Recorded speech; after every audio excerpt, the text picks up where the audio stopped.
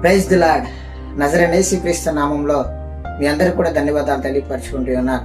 దేవుడిచ్చిన కృపను బట్టి, దేవుడి నడిపింపును బట్టి ఈ రోజున నేను మీ మధ్యలోకి వచ్చి ఉన్నా.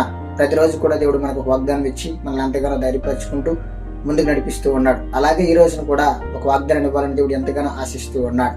ఒకసారి మనం చూసినట్లయితే మత్తయి సువార్త 11:28 నేను మీకు విశ్రాంతి కలగజేతును. దేవుడు మాట్లాడుతున్నాడు ఈ రోజున నీతో, నాతో. ఈ రోజు నీకు విశ్రాంతి నేను కలగజేస్తాను. ఈ లోకంలో ఉన్న శ్రమలు, బాధలు, ఇబ్బందులను బట్టి నువ్వు భయపడాల్సిన అవసరం లేదు. నువ్వు దేని గురించి కూడా దిగులు పడాల్సిన అవసరం లేదు. నువ్వు ముందుకు సాగిపో. నీకు నేను తోడుగా ఉన్నాను. నీకు నేను సహాయం చేస్తాను. నీకు నేను మనశ్శాంతి, నెమ్మదిని కలగజేస్తాను. నువ్వు భయపడాల్సిన అవసరం లేదు అని దేవుడు మాట్లాడుతూ ఉన్నాడు. కాబట్టి ఈ రోజున ఏ విషయంలో మనం బాధపడుతూ ఉన్నామో, ఏ స్థితిని చూసి మనం మరి దుఃఖంతో, జీవితంతో మరి భయపడుతూ, ఆధారం లేక, సహాయం లేక భయపడుతున్న వారికి దేవుడు మాట్లాడుతూ ఉన్నాడు.